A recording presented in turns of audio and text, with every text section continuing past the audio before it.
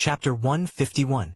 Magnus Gravemore was born in the Western Continent, a place known throughout the world for its unrelenting fog and necromantic heritage. There, on a bleak stretch of moorland, every town bore a graveyard larger than its marketplace, and the children played with harmless specters the way youngsters elsewhere might chase fireflies. Almost every soul in those parts possessed some degree of dark mana from birth, as natural to them as breathing. Young Magnus was no exception. He displayed his affinity early, reviving small creatures by accident when his emotions ran high, sending the neighbors muttering about how he would grow up to be either a fearsome mage or a notable cautionary tale. In time, he found his path. Necromancy was both an art and a craft in the Western Continent, and each generation produced a handful of truly gifted individuals, those who rose beyond simply animating skeletons or binding disembodied spirits. Magnus Gravemore, thin and pale with a shock of black hair, threw himself into his studies like a man possessed. The deeper the knowledge grew, the more determined he became to master it. He learned under no fewer than 7 renowned necromancy tutors, each passing on arcane secrets gleaned from centuries of trial and error. By the age of 30, he had developed a reputation for meticulous craftsmanship, whether it be inscribing runes on a cadaver's spine or forging complex magical links between a spirit and its chosen vessel. Eventually, Gravemore reached ascendant rank. He did what few necromancers dared to do at his age. He created a lich of his own, knitting together skeletal remains, forging the runic architecture of command, and implanting a bound spirit to animate the husk. In the Western Continent, accomplishing this feat before one's hair turned white was a mark of distinct prestige. His lich, stoic and obedient, was evidence of his skill. People whispered his name with equal parts admiration and wariness. For a time, he basked in that subtle glow of recognition. Yet, despite his successes, Gravemore was always keenly aware that there existed a higher peak on the necromantic mountain, the creation of an ancient undead. This was no mere reanimated skeleton or typical lich but a fully autonomous, sentient being, blessed or cursed with its own consciousness, yet still leashed to the will of its creator. It was the crown jewel of the necromantic arts, the wall that separated the highest echelons of necromancers from those who could only approximate true mastery. Many tried and failed. A few ended in horrors too dark to name. Gravemore, for all his talent, repeatedly found himself halted at the threshold. He could raise formidable constructs, even monstrosities that terrified entire towns, but not the ancient undead. He sensed the barrier, invisible yet impenetrable, the so-called wall of talent. For years, he examined why he couldn't push past that boundary. At first, he blamed insufficient knowledge, so he spent countless nights poring over forbidden scrolls in crypt libraries deep beneath the oldest cathedrals of the Western Continent. When theory failed, he turned to practice, endlessly experimenting with new runic combinations, exotic creatures' bones, and bizarre incantations gleaned from half-rotten tomes. Still, each attempt ended in partial success or total collapse. The ancient undead remained elusive, always just out of his reach, like an echo he could hear but never trace to its source. Though he despised giving up, Gravemore had to concede, eventually, that there were no more local resources he could exploit. Rumor said that Mythos Academy, the best academy in the world, offered teaching positions to accomplished mages who sought to broaden their horizons. More importantly, it boasted a library containing volumes from every corner of the world. Intrigued by the possibility of deeper knowledge and new perspectives, Gravemore made the journey across the sea. Arriving at Mythos Academy, Gravemore discovered a place alive with young talent, students brandishing spells of every element, from brilliant flames to illusions that twisted reality. He was welcomed as Professor Gravemore, an expert of the dark arts, who would teach necromancy to those brave or foolhardy enough to dabble in it. Still, the wall of talent nagged at him. He instructed his students on the fundamentals, raising lesser undead, binding ghosts, forging minor constructs. He cautioned them against hubris, reminding them how easily necromancy could turn on its master. But privately, he continued his research, determined to find the key that would let him mold an ancient undead. From the dozens of students who passed under his tutelage, only a few showed genuine promise. Among them was Jean Ashbluff, the young prince from the Western Continent. Jin's father was the reigning king and Radiant Ranker, also considered the most talented necromancer in the history of the Western Continent. The boy possessed an effortless knack for weaving spells that other students struggled with for months. Gravemore was impressed, even proud in a distant sense, but also felt the sharp sting of envy. Would the student surpass the teacher before Gravemore even figured out what he himself was missing? He wrestled with these concerns for some time, hiding them behind a stony demeanor. His lessons remained thorough, even stern, as though he believed that harsh discipline and thorough practice might spur someone, perhaps even himself, to achieve the impossible. Then, one day, Arthur joined Professor Magnus Gravemore's necromancy class. It was late into the semester, a time when most students had already established themselves. The course was intended to refine, not introduce, and Gravemore raised a brow when the headmaster approved a new entrant so far along. It wasn't just any student either. Arthur Nightingale arrived with the odd distinction of possessing both light and dark mana affinities, a rarity in the necromantic arts. Gravemore had seen many prodigies pass through his classroom, students brimming with talent for the forbidden and complex art of necromancy. Yet Arthur struck him differently. He lacked the raw, innate aura of dominance that his other student, Jean Ashbluff, exuded.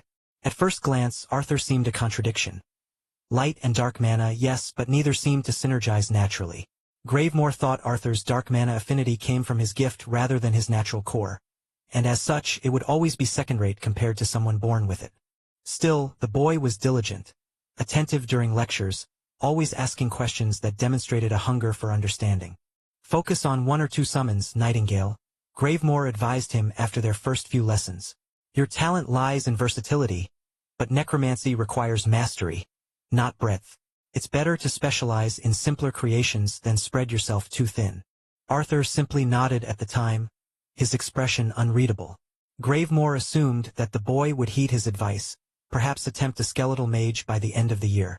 Most students with his profile didn't aim high in necromancy. It wasn't their primary discipline.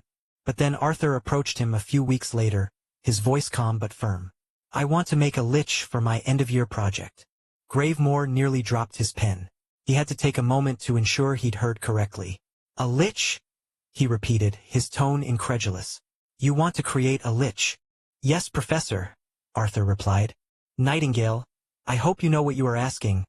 Gravemore pinched the bridge of his nose. A lich isn't just another necromantic construct. It is the pinnacle of dark summoning, requiring a mastery you lack. I understand, Arthur said, unflinching, but I still want to try, and I'll do it. Gravemore stared at him, half expecting a smirk or some sign of arrogance, but Arthur's expression remained steady. The boy wasn't boasting. He genuinely believed he could do it. Against his better judgment, Gravemore found himself nodding. Very well, I'll guide you. But understand this, Arthur, this is not a task for ambition alone. It requires precision, talent, and luck in equal measure. If you misstep even once, it will collapse. Internally, Gravemore didn't believe the boy would succeed. A lich required perfection in theory, programming, and execution. Arthur wasn't even an integration rank necromancer. He was a silver ranker with limited experience. Still, the boy's determination intrigued him. He decided to humor the attempt, if only to teach Arthur a valuable lesson about overreaching one's limits. But then the unexpected began to happen. Arthur worked tirelessly, pouring himself into the study of lich theory. Gravemore watched as he mastered the foundational mana programming lines that most students struggled with. The boy's focus was singular, his progress rapid. Then, as if to silence every doubter, Arthur formed a black star.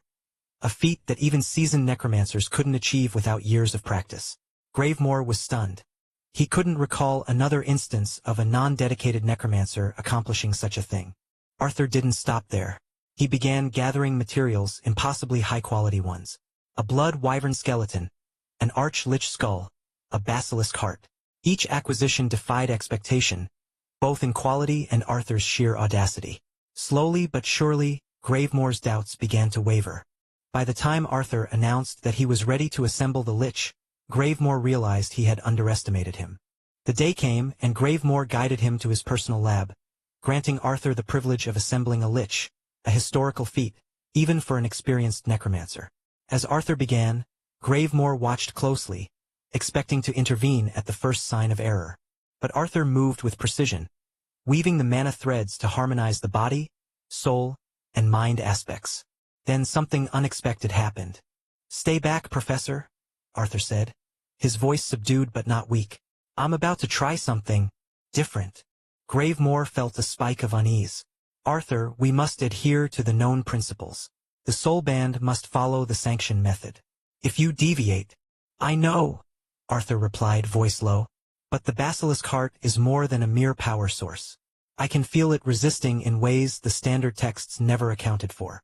His gaze flicked to Gravemore, then back to the heart. Trust me, Professor, or stop me now. Gravemore's grip on his cane tightened. Everything in him screamed that meddling with the established process was a fool's errand. He had witnessed countless students, each convinced they had a new angle, only to watch them fail catastrophically. Yet Arthur's determination was unsettlingly convincing. The tension in the air crackled, as though fate itself were holding its breath. Arthur, I warn you, Gravemore began, but it was too late. In a single fluid motion, Arthur rearranged his mana threads, severing several lines of the incomplete soul band. Gravemore almost lunged forward in protest. Changing the structure so abruptly? That was unthinkable. But the basilisk heart shuddered, flaring bright in alarm, as though it recognized the shift. Arthur! Gravemore shouted, his voice echoing in the small lab. You'll destroy yourself and everything we've worked for. But Arthur pressed on. With a steadiness that made Gravemore's heart pound, he channeled mana directly through the heart's golden veins, weaving new connections into the existing body and mind bands. The complexity of it staggered Gravemore. Each thread was braided with a dark mana current that pulsed in time with the heart itself. It was as if Arthur were coaxing the basilisk's will rather than overpowering it, an approach entirely off-book, verging on heresy by every standard Gravemore knew. A surge of energy erupted from the basilisk heart, the glow intensifying as if it were alive. Gravemore felt the air shift, a heavy pressure settling over the room. He stepped forward, ready to intervene, but Arthur raised a hand, his expression calm. I've got this, Arthur said, his voice steady. Gravemore froze, torn between his instincts and the boy's unshakable confidence. Arthur continued weaving the mana threads, his movements precise yet unorthodox. Gravemore could only watch as the impossible unfolded before his eyes. When the final threads were in place, the room fell silent. The Lich, incomplete but undeniably alive, stood before them. Gravemore stared, his hands trembling. For the first time in his career, he felt something he thought he'd never experience. Awe! Chapter 152. I exhaled slowly, staring at the figure standing before me. The Lich was a patchwork of contrast, a creature both majestic and grotesque. Its scarlet blood wyvern skeleton shimmered faintly in the light of the lab's mana orbs, the pure white skull almost glowing in eerie juxtaposition. Nestled within its chest, the basilisk heart pulsed like a living thing, its green-black hue swirling in perpetual motion, a storm trapped within flesh. It was an unsettling masterpiece. Finally, I handed it the Evernight staff, carefully placing the ancient artifact in its bony grip. The Lich grasped the staff with an almost reverent precision. The limiter I had received, an ancient-grade artifact itself, shimmered faintly as it attached to the Lich's core. The oppressive pressure of its 8-star potential lessened, and I let out a breath I hadn't realized I was holding. My shoulders eased. The Lich now stood before me, tamed, or at least controlled enough for me to wield its power without obliterating myself in the process. Then it moved. Not an aimless twitch or a mechanical adjustment, but a deliberate, conscious motion. Its lower jaw dropped slightly, the faint click of bone echoing in the quiet lab. Are you my creator? It asked, its voice rasping, not with malice, but with a weight that seemed to pierce the room. I froze. My breath hitched. What? Gravemore nearly stumbled into the table, his hand clutching its edge. His usually measured voice was uncharacteristically sharp, almost panicked. Arthur, do you understand what you've done? That's not just a Lich. What do you mean? I asked, the words leaving me like a gasp. You. He hesitated, swallowing visibly. You've created an ancient undead. The term hit me like a hammer. Ancient undead. The crown jewel of necromancy. They weren't just powerful. They weren't just tools. They were alive, or as alive as anything conjured by the art of death could be. Sentient, autonomous, intelligent. Servants with real souls, not bound by mere programming or artificial constructs. They were the unattainable pinnacle, spoken of in reverent whispers and dismissed as myths by most necromancers. That's not possible, I said, my voice trembling. It shouldn't be possible. It shouldn't, Gravemore agreed, his wide eyes fixed on the Lich. No one has done this. Not without a gift for dark mana. But this is real. My mind reeled. 1,000 theories collided in my brain, none of them making sense. How did this happen? Gravemore shook his head slowly. I don't know. The soul. It's not just mana threads. It's transformed. You haven't just created a vessel, Arthur. That thing has identity. A will. Arthur. Luna's voice echoed in my mind, unusually subdued. It's the basilisk soul. Or at least it started as that. But something changed. It's beyond even my understanding. I didn't see this coming. I blinked, trying to process her words.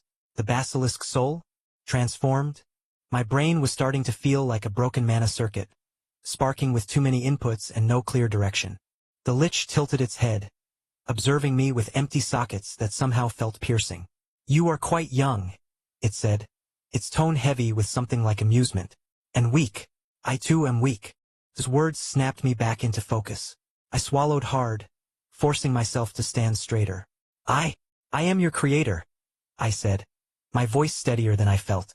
What is your name? I have none, it replied, the statement as blunt as a hammer. You will give it to me. Names had power. That was the first lesson I'd ever learned in necromancy. To name something was to define it, to claim it.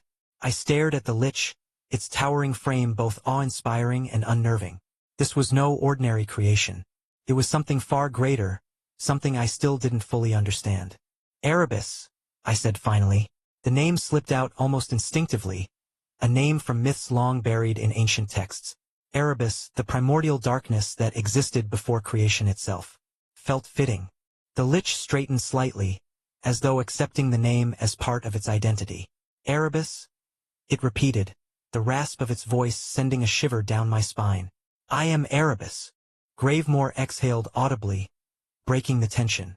You've done it, Arthur, he said, his tone still tinged with disbelief. You've created something unprecedented. I glanced at him, my mind still struggling to catch up. I didn't mean to create an ancient undead. He gave me a wry smile, the edges of his lips twitching with nervous energy. And yet, here it stands.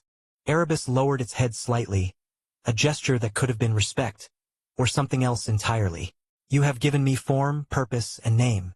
I will serve you, Creator, but I will also grow. As you grow. I stared at it, my heart pounding. This was more than I had bargained for. Far more. Show me what you can do, Erebus, I said.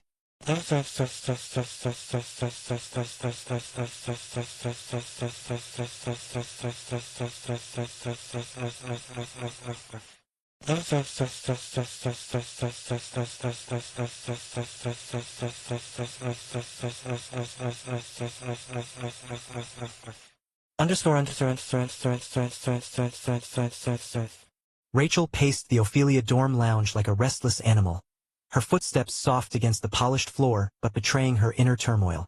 She wasn't just nervous. Nervous was too polite a word. She was bordering on frantic, her hands wringing together in a way that would have made her younger self cringe with embarrassment. Arthur had been out of contact since Friday. The entirety of the weekend had passed, and not a single word from him. Nothing. Radio silence. And that silence was driving her mad. Would you sit down? Cecilia finally snapped, her tone carrying the precise level of irritation that came from someone who was equally worried but far too proud to admit it. Rachel shot her a glare but obeyed, plopping down on the couch opposite her. How can you be so calm about this? She retorted. He could be hurt. Or worse.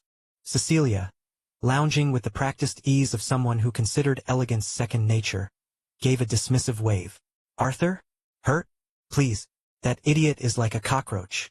He's not going anywhere. Serafina, who sat at the far end of the room, her posture as straight as a blade, finally spoke. Her tone clipped but edged with something that sounded almost like concern. Cecilia is correct. Arthur is resilient. However, she paused, her gaze flickering to Rachel. It is unusual for him to not check in. Rachel leaned forward, her fingers gripping the edge of the coffee table. Exactly. That's what I'm saying. What if he overdid it? You know how he is. Cecilia sighed dramatically, her crimson eyes rolling. Oh please. If he overdid it, it's because he's a reckless idiot, not because he's incapable. And if he's injured, he'll just bounce back. He always does. Cecilia, If you're not worried, then why are you here? Rachel shot back, her temper fraying at the edges. Cecilia's lips twitched into a smirk, though it didn't reach her eyes. Because, dear Rachel, I find your little panic attack entertaining. Rachel opened her mouth to retort, but before she could, the door to the lounge creaked open. All three heads turned in unison, the tension in the room coiling tight like a spring. Arthur stepped inside, looking utterly exhausted but very much alive. His jacket hung loose over his frame, and there was a faint smear of something dark on his cheek. His hair was a mess, and his usually sharp eyes were lined with fatigue. Arthur! Rachel bolted to her feet, relief flooding her voice. Cecilia stood as well, though with considerably more restraint, while Serafina simply rose, her expression unreadable. You look like you've been through a war, Cecilia commented dryly, though there was a faint softness in her tone that betrayed her relief. Arthur chuckled weakly, running a hand through his hair. I feel like it too. Rachel crossed the room in a heartbeat, stopping just short of grabbing him by the shoulders. Are you okay? What happened? Did it work? Arthur raised a hand, a gesture of placation. I'm fine. Really. And yes, it worked. There was a collective exhale of relief, though it manifested differently in each of them. Rachel's shoulders sagged, Cecilia leaned back slightly, and Serafina's posture relaxed just a fraction. Then show us, Rachel said, her voice firm but laced with curiosity. Show us the lich. Arthur shook his head immediately. Nope. What do you mean, nope? Cecilia demanded, crossing her arms. I mean, I'm not showing it to you. Not yet. Arthur smiled faintly, though there was a glint of mischief in his tired eyes. You'll see it when the time comes. Rachel frowned. When the time comes? What does that mean? It means I'll show it to you when I use it against Lucifer in the tournament, Arthur said simply. Until then, you'll have to wait. Consider it something to look forward to. Cecilia huffed, clearly unimpressed.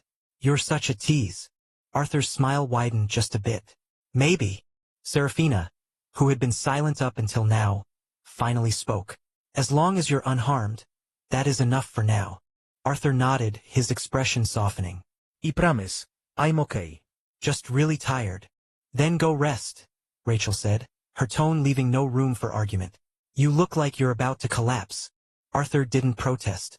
Instead, he gave them a small, grateful smile before heading toward the dormitory halls.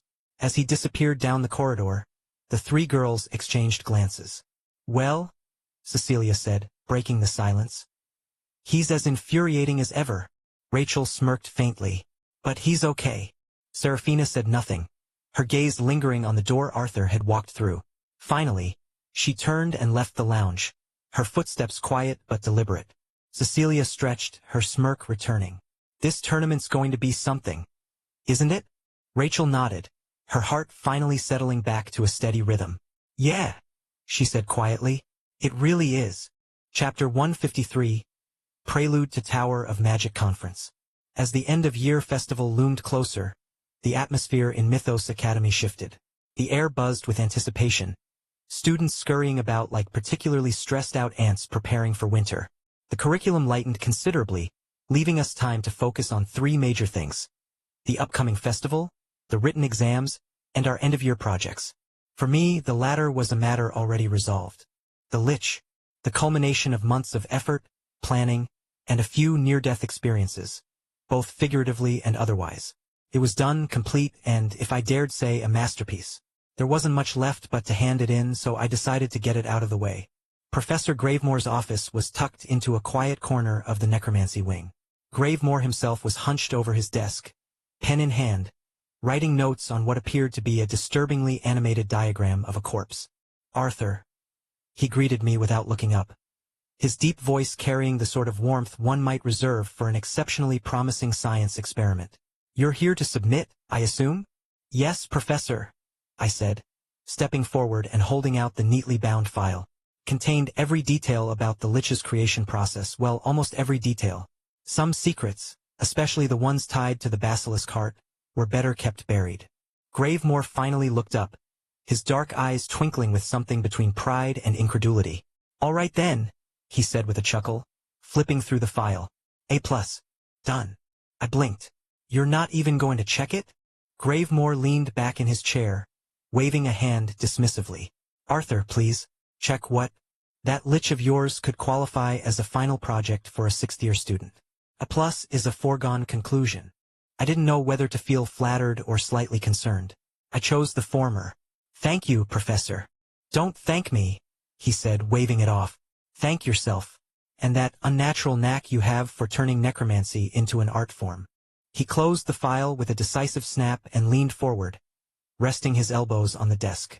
His gaze sharpened, and I felt the shift in the room's atmosphere. But, he said, there's something else I wanted to discuss with you. I straightened up instinctively. What is it, Professor? The Tower of Magic Conference, he said, his voice carrying the weight of importance. Have you heard of it? I frowned, the name ringing a faint bell. I think so. Isn't that the event where research papers are presented? Exactly, Gravemore said, his expression lighting up. It's the largest academic symposium in the magical world. Students from every major institution are selected to submit papers. Research, innovation, groundbreaking theories. It all happens there. I tilted my head, curiosity piqued. Why are you bringing this up? Because, Gravemore said, his tone turning conspiratorial, I want you to participate. Specifically, I want you to submit a paper on your lich creation process. I stared at him. You mean, reveal my methods? Not all of them, he said quickly, leaning back again. Obviously, there are parts of your work that are unreplicable, like the basilisk heart. But some elements, Arthur, some elements are pure brilliance. The way you harmonized the soul aspect with the body and mind. The subtle alterations you made to the mana programming. Those are innovations worth sharing. I hesitated. The thought of putting my research out there, exposing it to the scrutiny of experts, was both thrilling and daunting. What's the benefit? Gravemore grinned. Money for one. You'd receive a stipend if your paper is accepted, and if it's particularly well received, grants could follow. Then there's recognition. Your name would be known in every major magical institution. And lastly, it's a challenge. A chance to refine your work, to present it to the world and say, look what I've done. I rubbed the back of my neck. I'd have to be careful about what I reveal. Of course, Gravemore said, nodding. We'll review the paper together before you submit it. But Arthur, you've achieved something extraordinary. It's worth sharing, at least in part. I exhaled, the weight of the decision settling on my shoulders. All right, I said finally. I'll do it. Gravemore's grin widened. Excellent. I knew you'd say yes. Now get to work. Write that paper and bring it to me for review before the deadline. Yes, Professor, I said, already planning how to approach the task. As I turned to leave, Gravemore's voice stopped me. Oh, and Arthur? Yes. Don't hold back, he said, his tone serious. The world doesn't need another half measure. Show them what you're capable of. I nodded, a slow grin spreading across my face. I will. The Tower of Magic, an institution nearly synonymous with excellence, sat comfortably in its position as number 2 in the world when it came to overall spellcasting and magical innovation, second only to the Creighton family. When it came to necromancy, they occupied a similar position of near supremacy, shadowed only by the Ebony Tower of the Western Continent. The Tower of Magic Conference wasn't just an annual event. It was the event. Held every year in Avalon, the heart of the Slatemark Empire. It was where the most brilliant magical minds gathered to showcase their latest discoveries, theories, and groundbreaking innovations. For younger, less seasoned participants, the junior section offered an invaluable opportunity.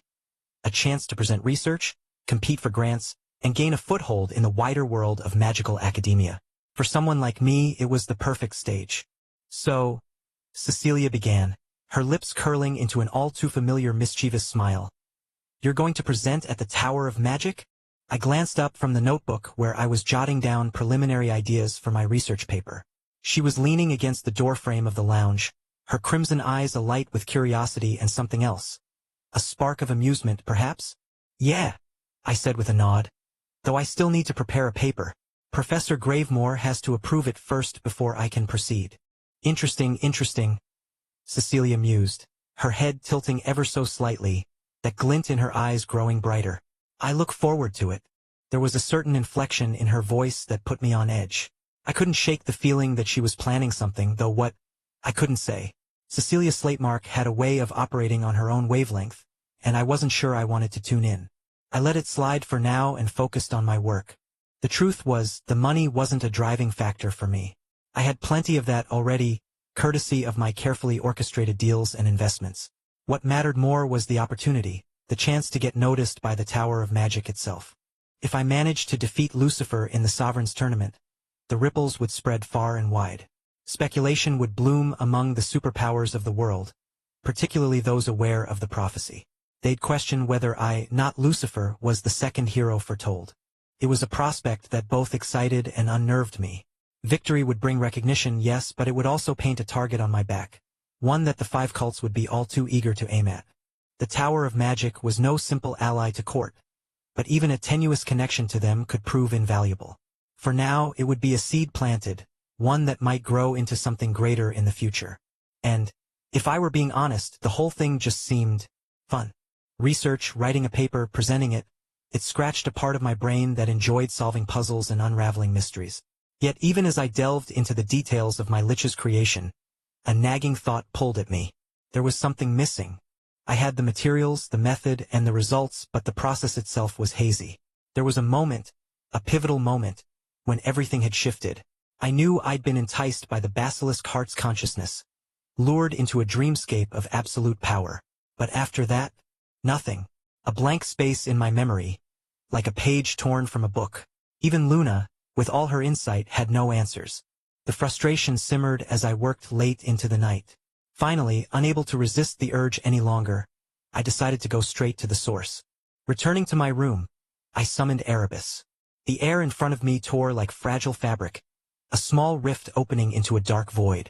Erebus emerged from it, his skeletal frame both terrifying and awe-inspiring. Even in his suppressed state, the sheer weight of his presence, a manifestation of death itself, pressed against me, a reminder of the raw power he held. He knelt before me, his hollow eyes glowing faintly. "You summoned me, master?" His voice was a low, resonant hum, like a distant echo in a cavern. I steadied myself, the sensation of his presence still something I was getting used to. "Erebus, I have a question.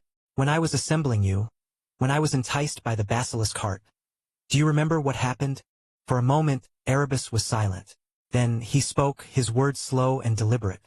"My memory of that time is blank." I frowned, my frustration mounting. "Blank? You don't remember anything at all?" "Nothing clear," Erebus admitted. "But there is one thing." I leaned forward, my pulse quickening. "What is it?" Erebus lifted his head, his glowing eyes narrowing. "All I remember is seeing a skull split in two." The words landed like a hammer blow, sending a shiver down my spine. A skull split in two. The image was vivid, visceral, and it left me with more questions than answers. Luna's voice echoed in my mind, uncharacteristically quiet. "A skull split in two. What does it mean, Arthur?" "I don't know," I murmured, my thoughts racing. The memory, or whatever fragment of it Erebus retained, felt significant, but its meaning eluded me. Chapter 154.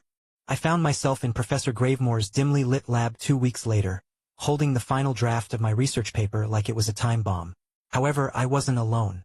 To my left, Cecilia Slatemark lounged in her chair with the confidence of someone who had already won, her crimson eyes glinting with amusement. On my right, Rose Springshaper sat with perfect posture, her calm demeanor betraying nothing but quiet determination. Both of them, to my surprise, were also submitting research papers for the Tower of Magic. "Why are you here, of all places?"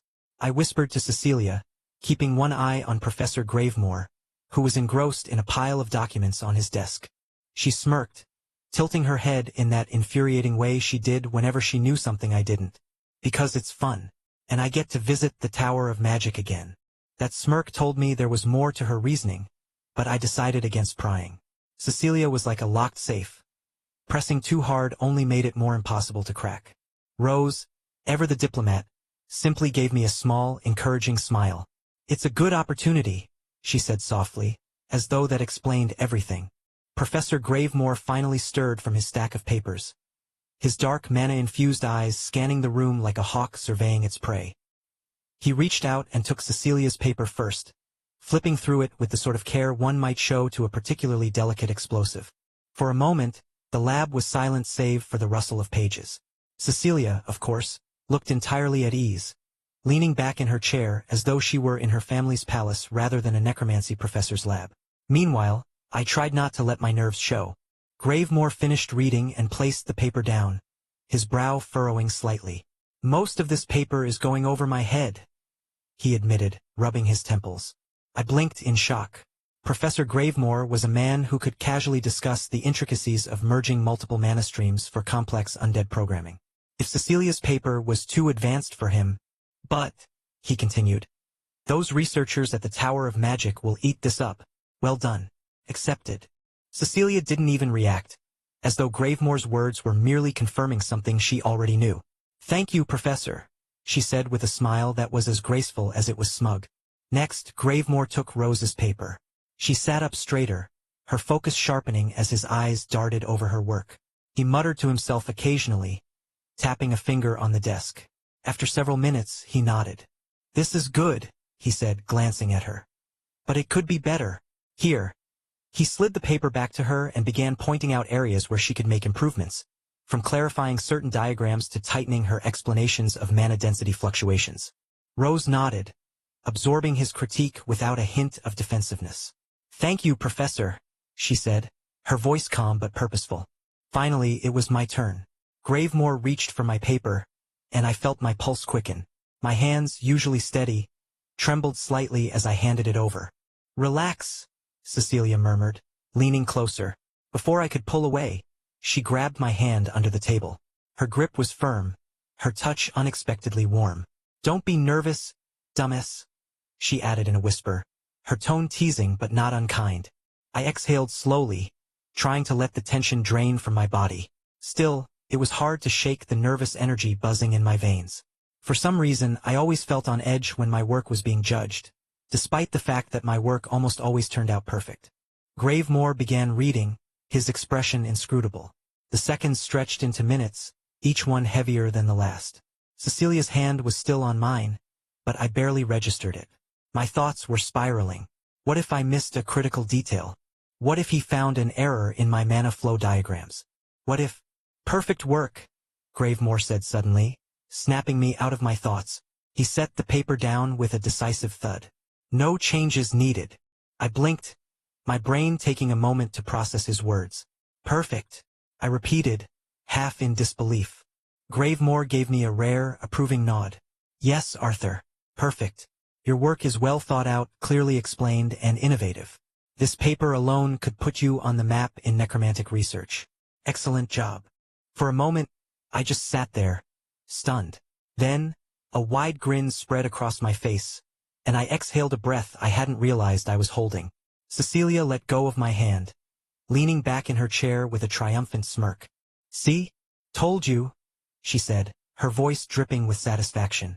Rose offered a more understated congratulations, her smile warm. "Well done, Arthur." "Thank you," I said, my voice steady now. "Both of you." "We didn't do anything," Cecilia replied with a shrug, her crimson eyes glinting. "You're a genius. Let your brilliance shine." For once, her words carried no teasing or sarcasm, just a quiet sincerity that caught me off guard. "Let my brilliance shine, huh?" I thought, turning her words over in my mind. They weren't just words. They carried weight. Kindness wasn't something I often associated with Cecilia, but here she was, encouraging me in her own peculiar way. I felt a strange warmth in my chest, one I wasn't quite sure how to process. Soon, preparations for the Tower of Magic conference were well underway. I spent my days finalizing details for the presentation, cross-referencing notes, and occasionally pestering Professor Gravemore about the finer points of presenting in front of an audience of researchers. It wasn't until I ran into Rachel in the Ophelia Lounge that I realized not everyone shared my excitement for the conference. The Tower of Magic? Rachel's pout was so pronounced, I almost laughed. I would have done research too if it weren't being held there. "Isn't that a bit dramatic?" I asked, suppressing a grin. "It's not dramatic," she retorted, crossing her arms. "It's about principle. Do you know how many times the Tower of Magic has tried to poach people from my family? It's insulting. Maybe they just want the best?" I offered innocently, earning myself a glare that could have melted steel. "Don't you start," she said, wagging a finger at me. "I'm proud of you, Arthur. I really am. But I won't set foot in that place unless it's to wage war on behalf of the Creighton family. I'll remember that the next time I need reinforcements, I teased. She rolled her eyes but smiled all the same. Just don't let those tower people corrupt you. You're too good for that place. Later, as I packed up my notes and materials, Serafina caught me in the hallway. She stood as composed as ever, her silver hair catching the light in a way that made her seem almost ethereal. You're leaving soon? She asked. In a few days, I confirmed. She nodded thoughtfully. Good luck, Arthur. The Tower of Magic is an important place. Make an impression. Her words, though sparse, carried the weight of her sincerity. I knew that coming from her, this was high praise. Thanks, Sarah, I said, using the nickname that still caught her off guard. She blinked but said nothing, merely inclining her head before walking away. And then the day came. Professor Gravemore gathered Cecilia, Rose, and me in front of the warp gate. We were the only three from the junior section representing Mythos Academy this time around, as the other students were assigned to different batches or categories. You all ready? Gravemore asked, his deep voice cutting through the hum of the warp gate. Cecilia adjusted the strap of her bag, her usual air of confidence radiating from her like a shield. Always. Rose gave a soft nod, her calm demeanor as steady as ever. Yes, Professor. I glanced at the two of them before stepping forward. Let's do this. Chapter 155, Tower of Magic Conference. The Tower of Magic loomed in the distance as we checked into our hotel. It wasn't just tall. It was overwhelming, a colossal needle threading through the heavens, its silhouette marked by a faint shimmer of magic that cloaked its top floors. Even from here, the sheer scale of it made me pause, taking a moment to marvel at the work of thousands who had built and maintained this monument to human ambition. Inside the hotel, however, the atmosphere was far less intimidating. Plush carpets muffled footsteps, crystal chandeliers cast a warm, golden glow, and attendants moved with the precision of well-practiced spells. Mythos Academy spared no expense when it came to accommodations, but that wasn't surprising. After all, we were here as representatives, and even first-year representatives were expected to keep up appearances. Professor Gravemore handed us our keycards and gave a simple nod of dismissal. Rest up. The conference starts tomorrow, and the tour of the tower is in the afternoon. Revise your presentations if you feel the need, but I'd recommend relaxing tonight. Cecilia, carrying herself with her usual air of noble nonchalance, simply nodded. Rose offered Gravemore a polite thanks before the two headed for their rooms, leaving me to linger in the lobby. It was a grand space, all marble and glass, with an enormous fountain in the center that defied gravity with its floating streams of water. I found a seat near the corner, my mind buzzing not with nerves but with anticipation. For all the challenges I'd faced so far, standing in front of some of the most brilliant minds in the magical world tomorrow felt different, exciting, but solitude never lasts long in places like this. Hey, Mythos kid, came a voice from behind me. Turning, I found myself face to face with a trio of older students. They wore the badges of academies I recognized: Starstrike Academy, Gravelore Academy, and Silverlight Institute. Second and third years, if the way they carried themselves was anything to go by. Didn't expect to see a first year here, the one from Starcrest said, a wiry boy with sandy hair and a sneer to match. His name tag read Adrian Wren. Mythos must really be scraping the bottom of the barrel if they're sending kids. That, or they're trying to show off, added the girl from Gravehold, her dark curls bouncing as she crossed her arms. Her tag read Danica Vale.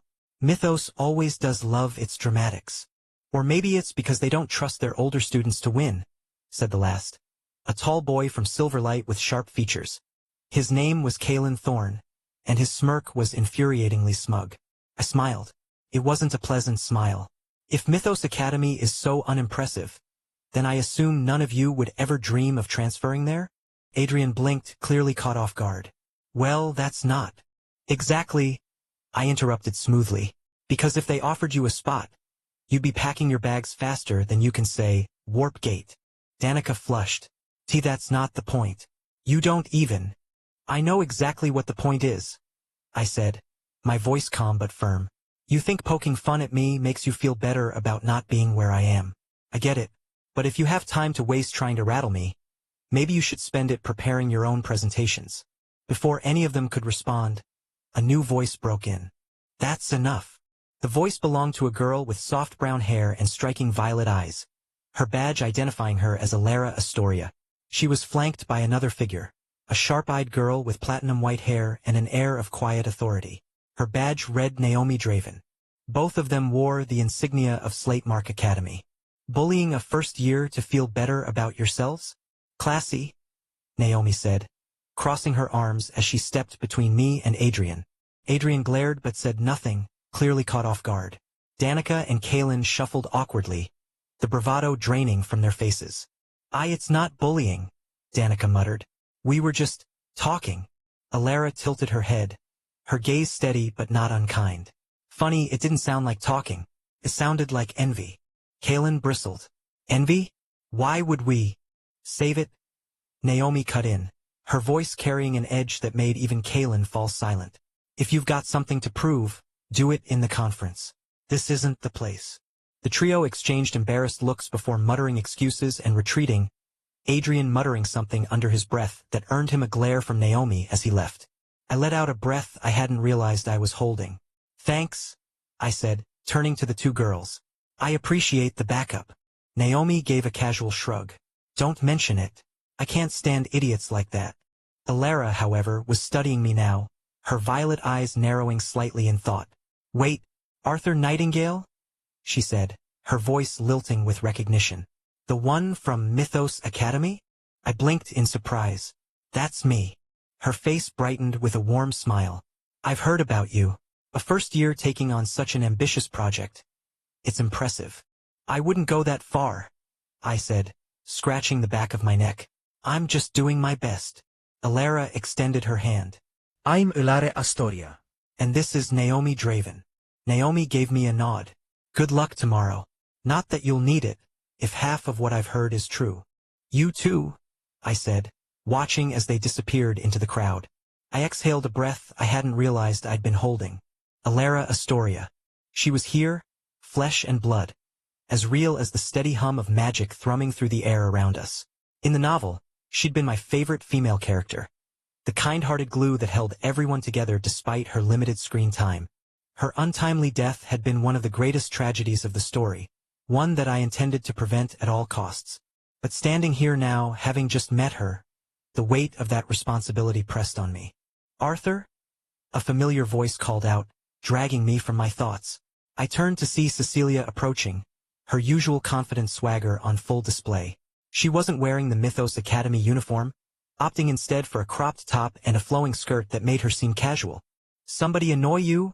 She asked, raising an eyebrow as she reached me. No, just thinking, I replied, still distracted by my earlier encounter.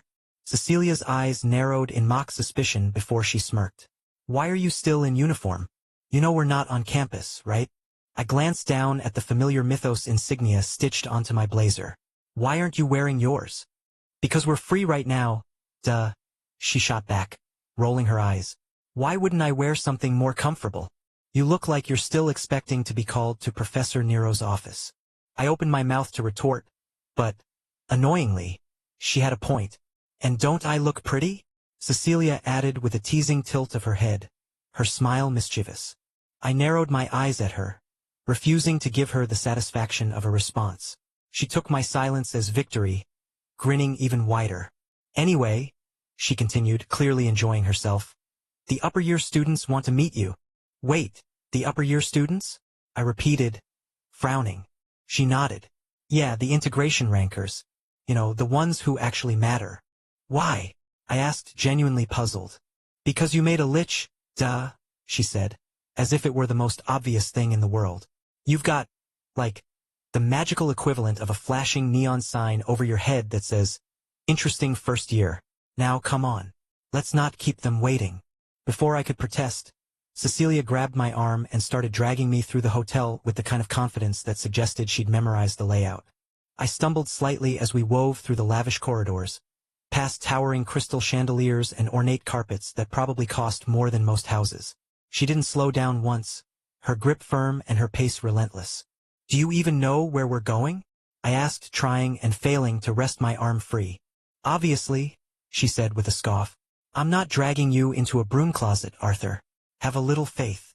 I wasn't sure if I trusted her faith or her sense of direction, but before I could decide, we stopped in front of a massive, intricately carved door.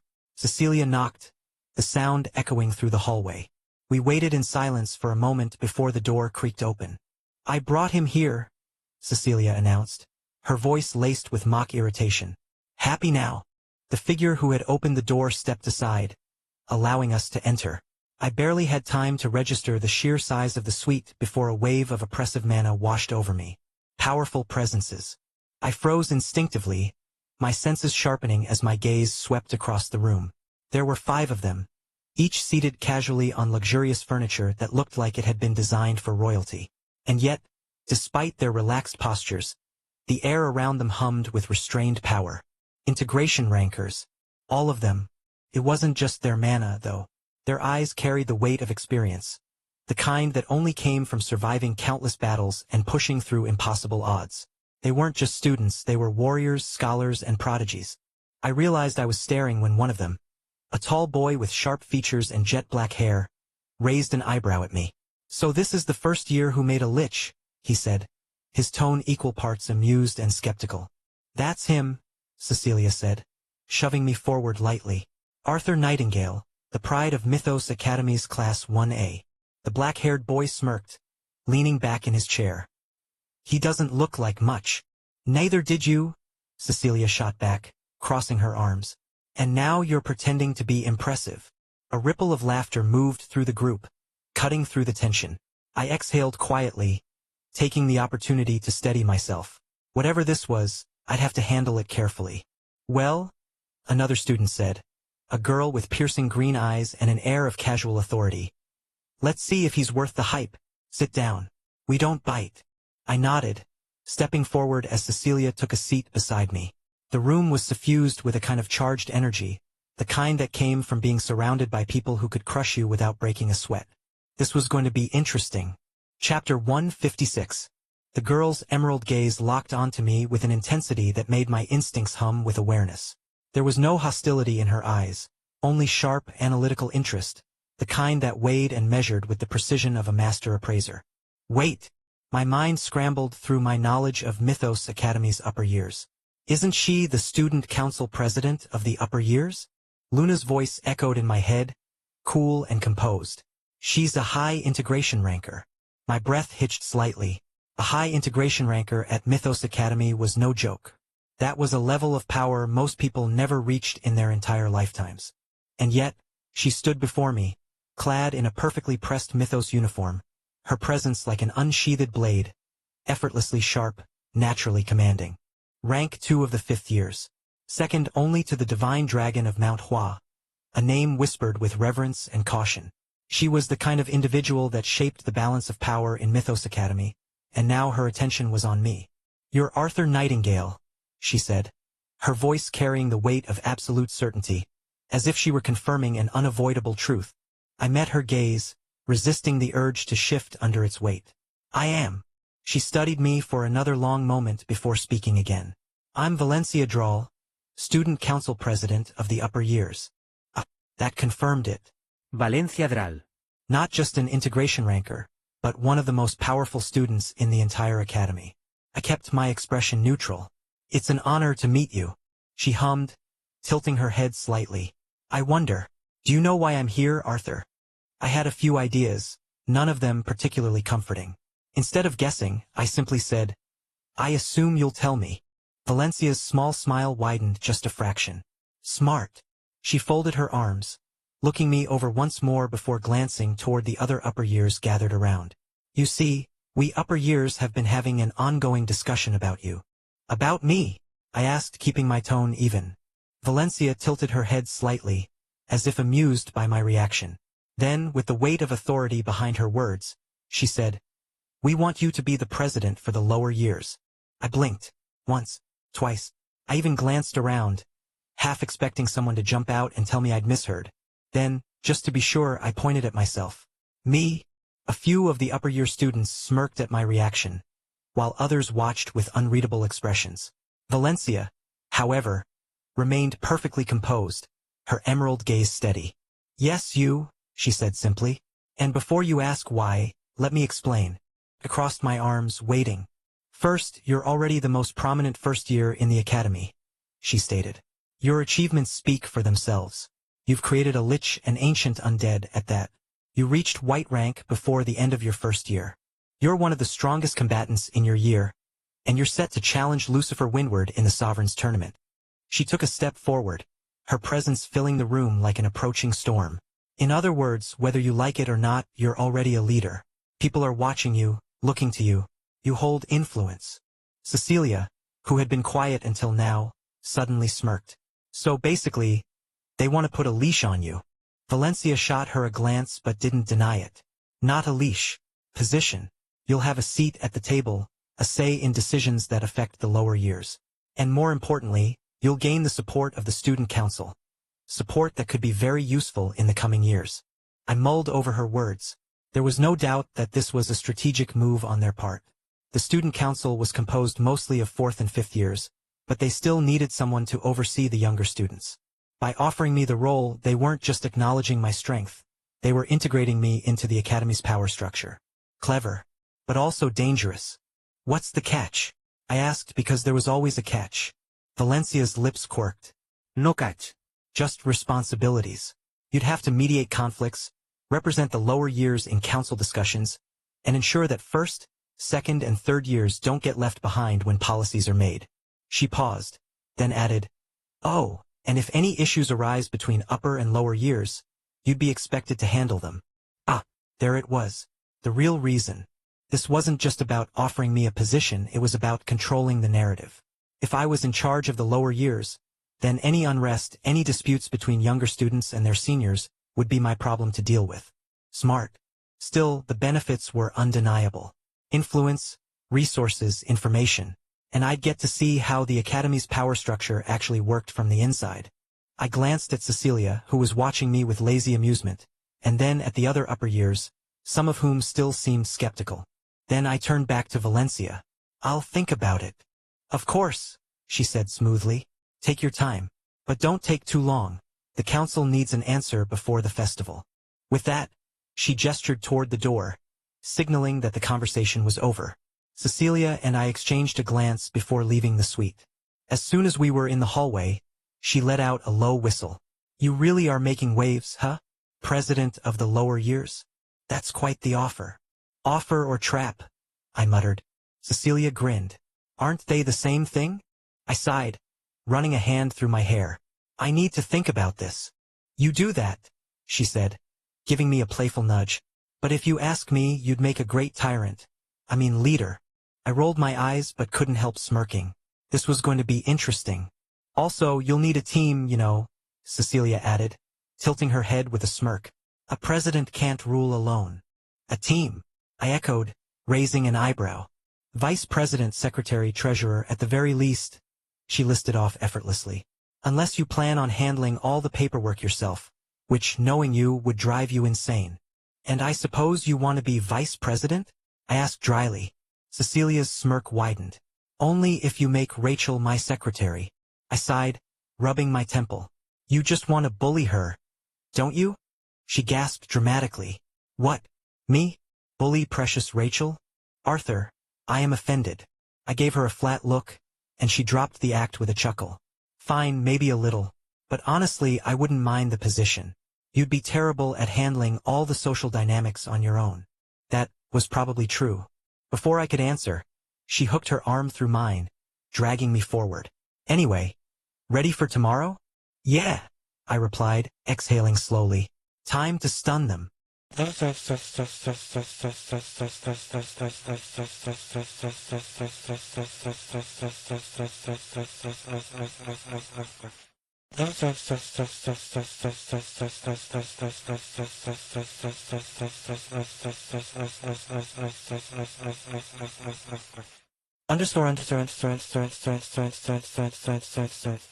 Cecilia was humming as she walked through the hotel corridors, her hands in the pockets of her stylish jacket. The anticipation of tomorrow's event had left her in a good mood, a pleasant little thrill running through her veins. Then she overheard something.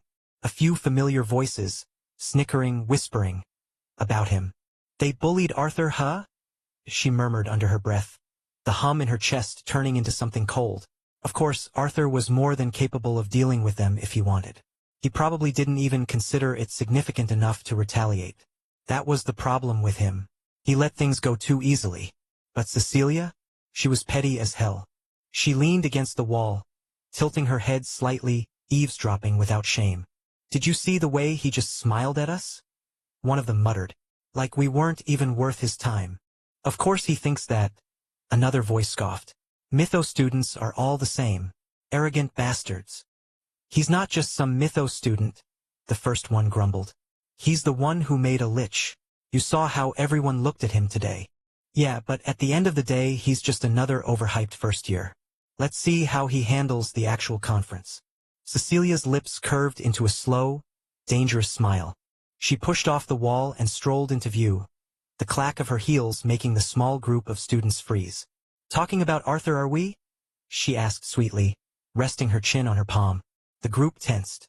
One of them, a second year from another academy, stiffened as he recognized her.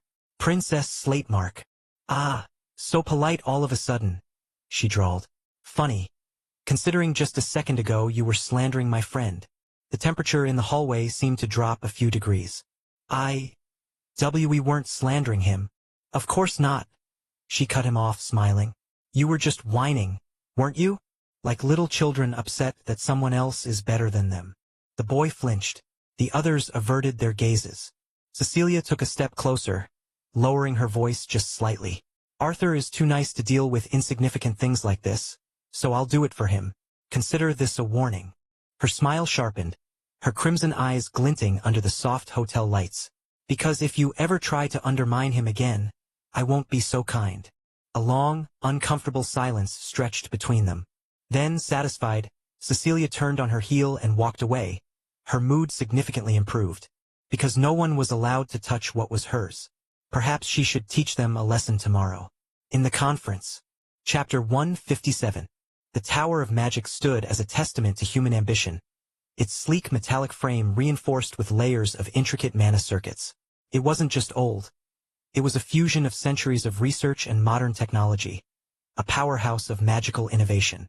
As we entered through the main gates, the automatic security scanners whirred softly, running identification checks before letting us pass. The corridors were vast but efficient, with hovering drones carrying stacks of documents and enchanted screens displaying research schedules and conference announcements. Professor Gravemore led the way with his usual no-nonsense demeanor, while Cecilia and Rose flanked me on either side, their expressions casual but observant. The junior research hall was already bustling with students from various academies, all preparing their materials. Some were deep in last-minute adjustments, others reviewing their presentations with professors. As soon as we stepped in, I felt a shift. Students from other academies glanced up at me, then immediately looked away, almost too quickly, as if afraid to meet my gaze. My brow furrowed slightly. Since when did I inspire this kind of reaction? Then it hit me. Cecilia. I didn't need to look at her to confirm it, but I did anyway. Sure enough, she wore a self-satisfied smirk, her arms crossed in amusement. What did she do this time? I thought, but then decided against asking. If she wanted to gloat, she'd tell me eventually. For now, I had other things to focus on. The only ones who did meet my gaze were Ilara and Naomi from Slatemark Academy. Ilara, ever warm, gave me a friendly wave, while Naomi simply nodded. I returned the gestures, appreciating the fact that at least someone in the room wasn't too scared to acknowledge me. Then, just as I was settling in, the atmosphere in the hall completely changed. A hush spread through the room as a group of figures entered from the far side. The judging panel had arrived. Murmurs broke out among the students, and I caught snippets of their conversations. What are they doing here? This isn't fair. We're just junior researchers. They're the worst possible panel, brutal, absolutely brutal. Cecilia, instead of looking concerned, simply grinned. I glanced at Rose, expecting some kind of reaction from her as well, but her expression was serious.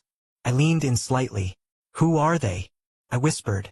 Rose exhaled, rubbing her temples. The most ruthless judges they could have assigned.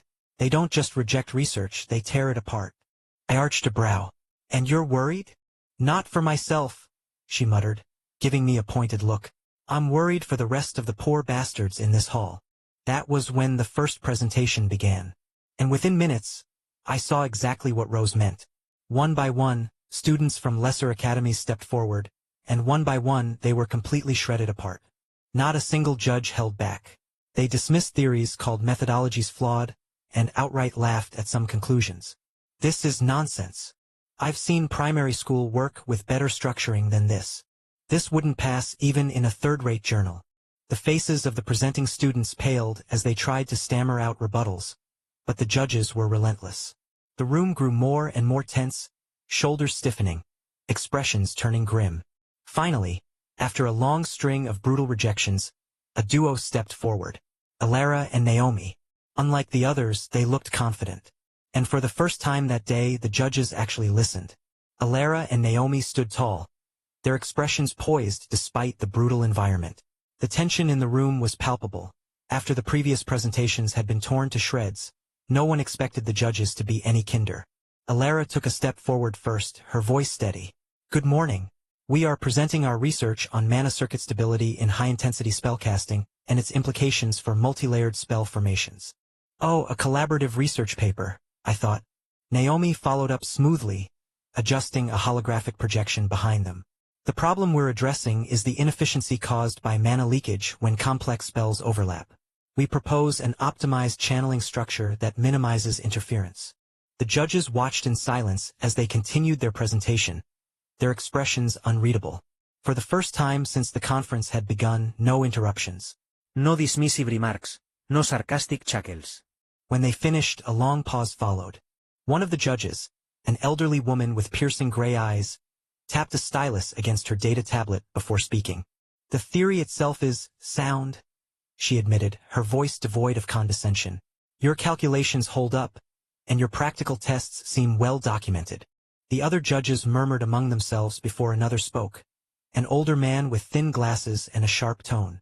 "The research is competent, but it's not groundbreaking." That single sentence caused an entire shift in the room. Whispers broke out immediately. This was the kindest critique so far. They hadn't called it trash. Alara and Naomi, to their credit, took it well. They bowed politely, accepting the critique with grace. "Thank you for your feedback," Alara said smoothly. "We'll continue refining our work." The judges nodded. They had accepted the research. Not the highest praise, but considering the massacre that had taken place before, it was a monumental win. Naomi and Alara stepped down, relieved but composed, as the panel moved on. Then the lead judge turned their gaze towards us. "Next," she called. "Mythos Academy." The room stiffened. This was the moment everyone had been waiting for. Me, Cecilia, and Rose. I stepped forward first, adjusting my posture. I wasn't nervous, far from it, but I could feel the weight of dozens of eyes drilling into me. I exhaled slowly. Time to shake things up. Rose stepped forward first, her expression composed, her presence unshaken by the ruthless panel in front of her. She tapped the console at her side, bringing up a holographic display of carefully laid out equations and diagrams. "Good morning," she began, her voice calm and assured. "My research focuses on mana circuit adaptability in artificial constructs, specifically optimizing energy pathways to improve efficiency in autonomous magical entities." There was a brief flicker of interest from the judges. Rose continued smoothly, her words precise. "The current standard models for autonomous constructs, such as familiars and artificial golems, rely on fixed pathways for mana circulation. This creates issues when rapid energy shifts are required in battle or high-intensity scenarios. My approach proposes an adaptable circuit structure, one that adjusts mana flow based on external stimuli." She expanded the display, showcasing a side-by-side simulation. "On the left," she gestured, "is a traditional construct. Notice the delay in response when faced with unexpected environmental changes." The judges watched as the golem simulation stuttered for a brief second when hit with a sudden burst of opposing mana. Rose gestured to the right simulation. "Now, here's my construct, equipped with an adaptive circuit." The second construct fluidly adjusted, seamlessly shifting its mana channels in response to interference. By integrating mana-responsive lattice structures, Rose concluded, "I've achieved a 7% improvement in reaction time and a 5% increase in efficiency when compared to existing models." A moment of silence. Then one of the judges nodded slightly. "Not bad," he admitted. Another, A middle-aged man with deep-set eyes adjusted his glasses. This is a reasonable improvement over current designs. There was no scorn, no outright dismissal, just critical assessment. Finally, the lead judge gave her evaluation. Your research is well-founded. Your methodology is solid. While the improvements are incremental rather than revolutionary, this is competent work. For this panel, that was high praise. Rose bowed slightly. Thank you for your feedback. She stepped back, her face unreadable. But I knew she was satisfied. Cecilia strode up to the presentation platform, radiating confidence, her smirk never wavering. Without hesitation, she tapped the console, and the display shifted. My research, she began, her voice as smooth as silk, is on theoretical and practical applications of an innate gift, witchcraft. Silence. Not the mocking silence that had met so many previous presenters, but an interested one. Gifts were inherently personal, bound to the soul of the individual. Researching one's own gift? That was completely uncharted territory. The lead judge raised a brow, clearly intrigued but wary. A study on your own gift? She mused. That's a first. Cecilia's smirk widened. Then I'll be the first to publish a formal analysis. She snapped her fingers, and an ethereal glow surrounded her hands. Unlike conventional spellcasting, this wasn't mana, at least not in the way most mages understood it. My gift, Cecilia continued, is what the scholars have dubbed witchcraft, a phenomenon that allows me to rewrite the very structure of spells in real time. Unlike traditional magic that requires careful pre-formulation, I can manipulate spells mid-cast, altering their properties on the fly. She waved her hand, and a small flickering ember appeared in front of her, floating gently in the air. A standard fire spell, she said. Then, before anyone could react, the ember changed. The air distorted, and suddenly, the flickering flame froze solid, shifting from fire to ice without breaking, without a spell recast, without any transition rune or external influence. A few researchers leaned forward, now fully invested. Cecilia smirked, enjoying their attention. For most mages, a spell is a completed circuit, locked in its nature the moment it's cast. Mine, however, she clenched her fist. The frozen ember shattered, dispersing into glowing particles before reforming into a tendril of electricity that crackled along her fingers. Is mutable. A judge actually sat up straight, eyes glinting with pure fascination. You can overwrite elemental composition midcast? Not just elemental composition, Cecilia corrected, clearly savoring the moment. I can alter casting speed, spell trajectory, and even partially reconstruct the runic matrix, though that part requires extreme precision. The murmurs exploded across the room. Spell structures were rigid. A completed spell could not be altered once cast. That was an absolute rule of magic. And yet, Cecilia had broken that rule. One of the researchers, an older man with silver-rimmed glasses, stared at her as if she were a living treasure trove. This is astonishing. If fully documented, this could redefine how we classify innate gifts. The lead judge, who had been ruthlessly shredding most of the previous research papers, nodded approvingly. Your research has no practical application for anyone but yourself, she said. But that's precisely why it's valuable. Another judge chuckled, shaking his head in disbelief. For years, we've been attempting to understand gifts, but they refuse to conform to standardized magical theory. What you've done here is magnificent. Cecilia tilted her head.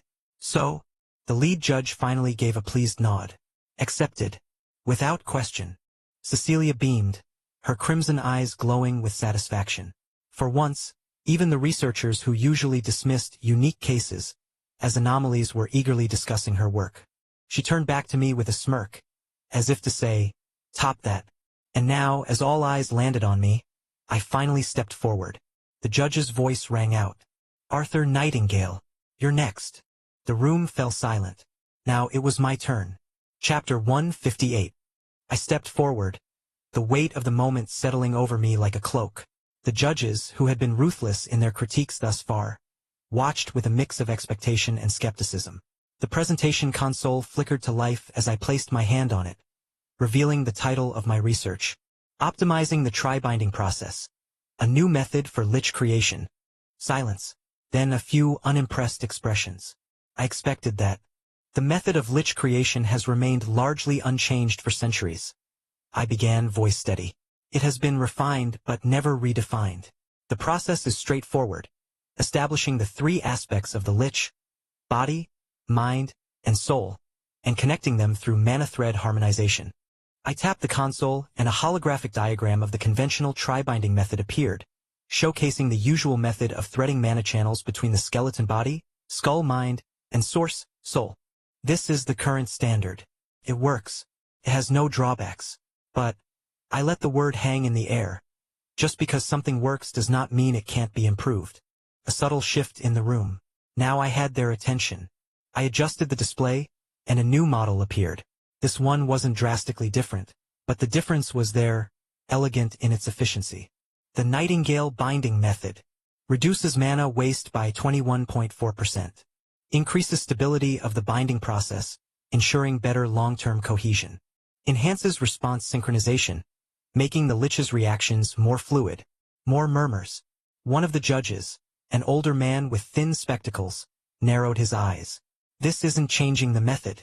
It's just improving efficiency. I nodded. Exactly. The traditional method isn't wrong, but my method is simply better. More efficient, more stable, and more controllable.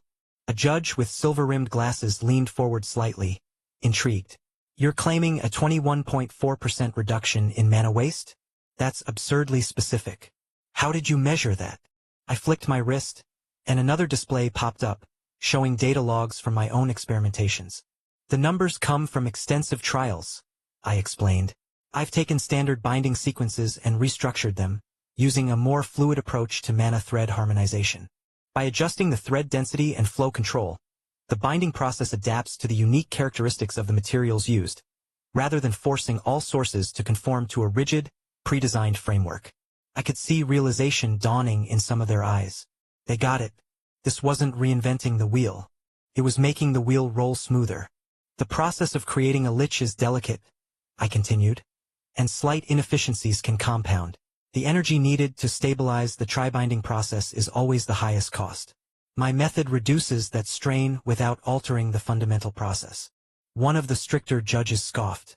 That's all well and good in theory, but without practical application. I've already applied it. I cut in smoothly, adjusting the display to show a log of my completed experiment. The screen flickered, showing the harmonization graphs. The data speaks for itself, I said, stepping back. The silver-rimmed judge laughed softly, shaking her head. This level of refinement, this is the kind of thing we see in the senior research panel. Not in the junior section. The older man with spectacles adjusted them, rereading my numbers. His lips pressed together. You've essentially created a superior version of the current process. I nodded. The lead judge, who had torn apart every other presentation, finally spoke, her voice composed but filled with weight. Your research has changed the fundamental understanding of necromantic construction. Then she sighed, rubbing her temples. As much as I hate to say it, we're going to have to forward this directly to the senior research panel. A ripple of shock passed through the hall. This was unprecedented. My submission had skipped past the junior section entirely. I had bypassed the intended level and been pushed up to the main research discussion. The lead judge let out a slow breath before giving the final verdict. Accepted. Without question. Applause erupted. I exhaled slowly, letting the weight of that moment sink in. Cecilia leaned in, whispering just loud enough for me to hear. Damn, Nightingale. You really do love ruining expectations, don't you? I just smiled, stepping down from the podium, my mind still processing everything. Well done, Arthur, Professor Gravemore said, his voice carrying a rare note of pride. As expected, your research is exceptional. The Tower of Magic will be desperate to get their hands on it. After all, it allows them to propel necromantic research forward, maybe even close the gap with the Ebony Tower of the Western Continent. I nodded, but deep down, my heart was pounding. The problem wasn't the success. It was how I'd achieved it. I had no memory of the moment I figured out the new tri-binding method. The recollection was simply gone, as if it had been plucked from my mind. And it wasn't just that. I had done more than refine an existing process. I had changed the fundamental nature of the source itself. I had somehow elevated the basilisk soul, an impossible feat, turning my lich into an ancient undead, a true sentient being rather than just an advanced construct. A feat that should have been impossible. a feat that had only ever existed in theory. Only Professor Gravemore and I knew this, and even he didn't understand how I had done it. I exhaled slowly, keeping my expression neutral as I turned to Cecilia. "Cecilia," I whispered, my tone accusatory. She smirked, already knowing where I was going with this. "What? Did you have to bully the other students like this?" I asked, voice flat. Her smirk widened. "Absolutely." I sighed. "You stacked the judges, didn't you?" "What do you mean?" she said, tilting her head, playing innocent. I narrowed my eyes. "You used your influence to get the harshest, most cutthroat panel possible." "Of course I did," she said, laughing. "Did you see their faces when their research got shredded? It was hilarious." I groaned. "You're unbelievable. And," she continued, completely ignoring me, "now that your research was deemed worthy, it was automatically submitted to the senior conference because of the stacked judge panel." That made me pause. Cecilia's smirk deepened. "You know who oversees the senior conference?" I didn't answer, but my mind was already racing. "The Tower Master," Cecilia revealed, her voice dripping with satisfaction. "The strongest spellcaster in the world. Archmage Charlotte Alaric." I gulped. Archmage Charlotte Alaric. The pinnacle of human spellcasting. Rank 3 in the world. The woman who had rewritten half of the modern magical theories that we studied today. The Tower Master herself would now be reading my work. Cecilia stepped closer, her expression turning serious. "This is important for you, Arthur," she said quietly. "She may not be a necromancer or a dark mage, but she still has interest in those fields. And what you've done here changes things, not just for you, for the entire field of necromancy." I didn't respond immediately, my thoughts churning. Because she was right. This was far bigger than just an academic exercise. This was exposure. This was a direct invitation into the eyes of the most powerful mages in the world. And, more importantly, Cecilia's voice dropped lower, her smile fading. "You realize what this means, don't you?" I met her gaze. "In the future," she said, her crimson eyes gleaming, "even the Ebony Tower and the West will be after your research." I clenched my jaw. She was right. Chapter 159. Charlotte Alaric sighed dramatically, slumping against the plush chair in her office. The ceiling-high digital interface in front of her displayed the top-tier research papers from the senior conference, the supposed best of the best. "And yet, boring?" she drawled, tossing a conjured ball of light into the air, watching it spin lazily before vanishing into a wisp of energy. Her emerald-green eyes flicked from one paper to the next, each carrying prestigious names and impressive technicalities. But zero true excitement. Derivation of the seventh circle and its theoretical expansion. Yawn. Stabilization of advanced multi-elemental convergences. Didn't someone submit that last year? High-efficiency spatial displacement in combat environments. She wrote a better version of that when she was 18. She stretched her arms, already half ready to call it quits. The only reason she was even reading these was because her secretary insisted. "You have to pick at least one, Master Alaric," her secretary had nagged earlier that day. "It's important for the tower's future." As if any of these dull, by-the-book academics could shake the magical world. Then something caught her eye. Her gaze landed on a paper categorized under Junior Conference, a submission so out of place among the seniors that she almost ignored it. Almost. She tilted her head, curiosity piqued. "What's this doing here?" The title was deceptively simple. Optimizing the tri-binding process. A new method for lich creation. She blinked. Then she read. Her fingers drummed against the sleek desk as her eyes rapidly scanned through the content. Slowly, the casual boredom slipped away from her face. Her green eyes narrowed, then widened even more. By the time she reached the end, she was sitting upright, her lips parting slightly. This wasn't just a minor improvement. It wasn't some young necromancer figuring out how to tighten mana control. This was a revolution in how the very foundation of necromantic constructs was assembled. And it was written by a first-year. At Mythos Academy of all places. "Arthur Nightingale," she murmured, tapping her desk to pull up a live feed of conference participants. A list of names hovered in front of her, sorted by sections. With a flick of her fingers, she navigated to the junior section. And there he was, a black-haired boy with calm, piercing eyes. "Found you," she whispered, her lips curling into an intrigued smile. Then, without hesitation, she vanished. A shift in space.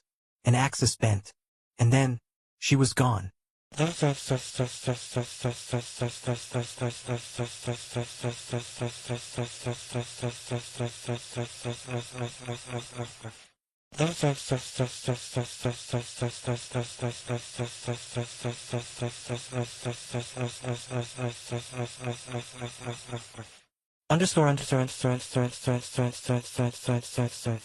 The evening had settled comfortably, casting a quiet glow over the high-rise hotel overlooking the heart of Avalon.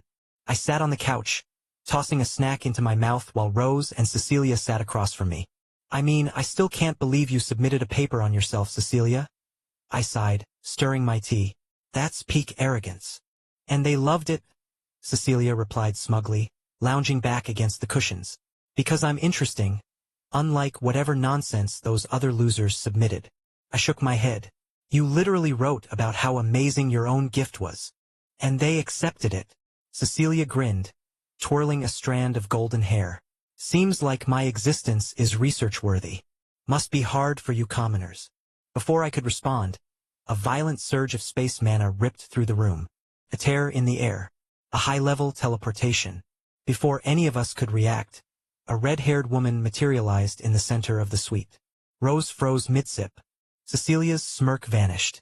Because standing before us, with the casual ease of someone who didn't need to knock, was Charlotte Alaric, Archmage and Tower Master of the Tower of Magic. For a single second, my brain didn't register what just happened. Then I blinked. I had read about her.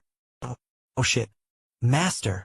Both Rose and Cecilia shot up from their seats, their voices overlapping in shocked unison. The red-haired Archmage simply waved a hand.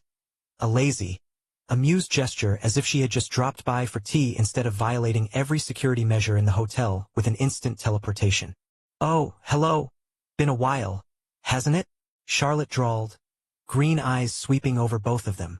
But her gaze lingered just a fraction longer on Cecilia, a knowing glint behind her smile.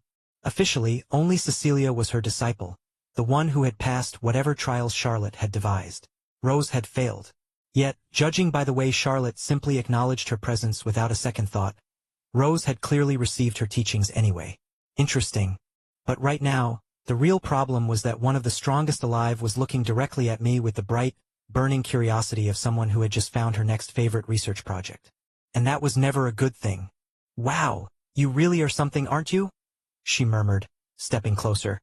Her gaze sweeping over me like I was some rare anomaly she had to dissect for the sake of magical advancement. A shiver crawled down my spine. 15 years old. White star. Black star. White core, too. She listed, tapping her fingers against her arm. Then, her brows furrowed slightly, and something like genuine surprise flickered across her features. And, what the hell? Balanced in both mind and body aspects? She muttered, rubbing her chin before sighing. Talent really is unfair, huh? I had the sudden, overwhelming urge to take a step back. I did not like where this was going. Cecilia apparently sensed it too because she suddenly moved in front of me, blocking Charlotte's line of sight. Master, what exactly are you doing here? Cecilia asked, her tone firm. Charlotte blinked at her like a cat caught in mischief. Oh! She tilted her head, amusement dancing across her face. I just wanted to meet the person I decided to sponsor. Silence. I felt both Rose and Cecilia stiffen at the same time, and I stared at her. Wait, what? Wait, Master, what are you talking about? Cecilia's voice cut through the room, sharp with urgency. Charlotte simply smirked, crossing her arms as she leaned against the nearest wall with the kind of ease only a person who outranked everyone present by a ridiculous margin could have. I chose Arthur's paper, of course, she said, her tone light, as if she hadn't just dropped a bomb in the middle of the conversation. Cecilia and Rose froze. It is the best by far, Charlotte continued, her green eyes gleaming. And thus, I sponsor Arthur Nightingale. I blinked. Once. Twice. Wait. Sponsor me? I repeated because I was pretty sure I had hallucinated that sentence. Oh, I guess you don't know, Charlotte mused, tapping her chin. There's this new program where the Tower Master, aka me, chooses a promising talent in the research world and sponsors them. And that talent, this time, is you. You! She pointed at me like I was some shiny artifact she had just found in the rubble of academia. So congratulations, you're now my personal research project. Cecilia's eyes widened in disbelief, while Rose just gaped, her brain clearly short-circuiting as she processed the fact that the most powerful spellcaster in the world had just claimed me as her personal student. Charlotte, apparently having the time of her life, continued. Of course, this doesn't just mean financial backing, she said, waving a hand.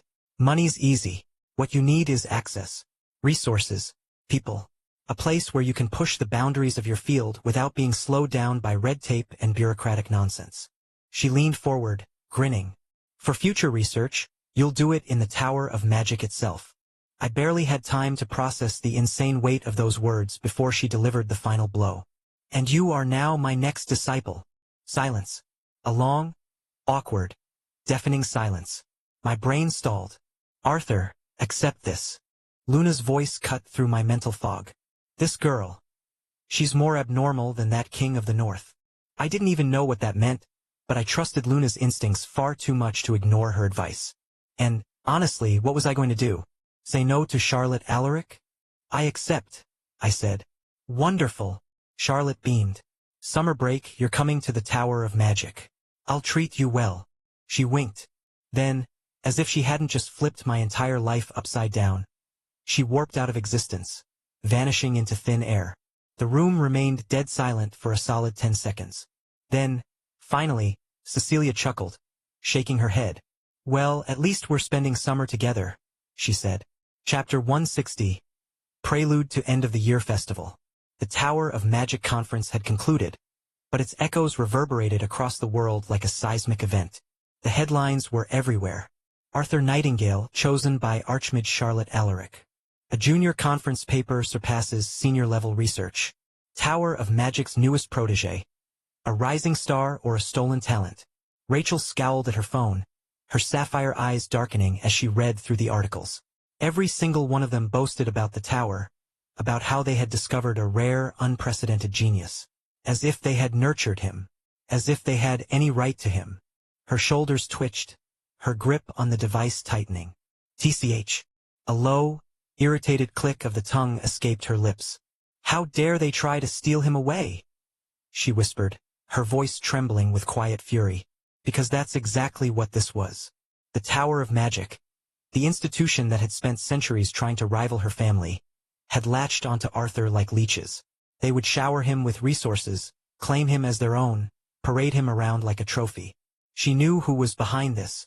Her gaze turned cold as she muttered a single name. Cecilia. Because, of course, it was Cecilia Slatemark. Princess of the Slatemark Empire. The Tower Master's personal disciple. Rachel exhaled sharply, forcing herself to remain calm. She needed to talk to him, before he got too deep into this. Her heels clicked against the marble floor as she strode toward the elevator, her mind set. The moment she stepped into the lobby, it was as if fate had aligned itself perfectly. The doors to the warp gate room slid open, and Arthur walked in. And, of course, Cecilia was beside him. Rachel's eyes flickered to the princess, her irritation flaring up at the smug tilt of Cecilia's lips. Hey, Ratch, Arthur greeted, his tone warm but casual. Rachel didn't answer. She simply stepped forward, her arms opening. Before Arthur could even react, she wrapped her arms around him, pulling him into a hug. Arthur stiffened for a second before relenting, his arms circling her waist as he patted her back. Ratch, he muttered, confused. Rachel buried her face into his shoulder for a brief moment, inhaling his familiar scent before she finally pulled away, her expression now firm and serious. Arthur, she said, her voice clear and direct. Are you really going to the Tower of Magic? Arthur's brows furrowed slightly, as if the question caught him off guard. Well, I can't really pass up an opportunity like that, he admitted. Rachel's jaw clenched. She knew he was right. It was the logical choice. It was a golden opportunity. Even her father, King Alastair Creighton himself, while acknowledging Arthur's potential, hadn't given him such an offer. But that wasn't the point. We are better, Rachel said, her voice laced with conviction as she looked him dead in the eye. We are better than those idiots at the tower. A soft chuckle interrupted them. Rachel turned her gaze and sure enough, Cecilia was standing there, arms folded, a smug smirk playing at her lips. Hey, don't be so arrogant, Ray Ray, Cecilia teased. tilting her head mockingly. The tower isn't so bad. Rachel's eyes narrowed dangerously. Arthur sighed, watching the tension crackle between them like a live wire. And just like that, another battle between Creighton and Slatemark had begun. Rachel's sapphire eyes glowed with a quiet fire as she crossed her arms. Everyone knows Creighton mages are above the Tower of Magic's mages. Cecilia, lounging with her usual smug ease, merely shrugged. Perhaps. But the Tower Master is stronger than the King of Creighton. Isn't she? Her crimson eyes gleamed with amusement. The next generation will surpass the Creightons. Rachel scoffed. Not as long as I am the next generation. Golden light unfurled from her body like a blooming sun, crackling with divine authority. Cecilia smirked. Nah, it will. A scarlet glow erupted from her in turn, rich and potent. Witchcraft laced into every particle of mana she released. Saintess and witch, order and chaos. The two opposing forces clashed in the Ophelia dorm lounge, rippling against each other with terrifying intensity. For a split second, the world seemed to hold its breath. Then, silver light descended upon them. The golden and crimson auras didn't simply disperse. They were crushed. Rachel's eyes widened as her gift, her light mana, was suppressed as if it were nothing but an afterthought. Cecilia, always full of bravado, stiffened, her usual smirk faltering. And at the center of it all stood Arthur. Expression blank, hand raised, as though he had merely swatted away an annoying fly. Rachel inhaled sharply. This wasn't just mana. This was authority. A force neither holy nor cursed, neither saintly nor witchcraft. It was something different, something overwhelming. Only then did she fully process it. Arthur had stopped them. Effortlessly. It's absurd, Rachel thought, her fingers curling slightly at her side. She remembered. Back during their first practical evaluation, Arthur had been weak. Not incompetent, but helpless. He couldn't interfere when she fought Cecilia back then. He could only watch. And now? Now he was above them. Rachel exhaled, pushing her shock away.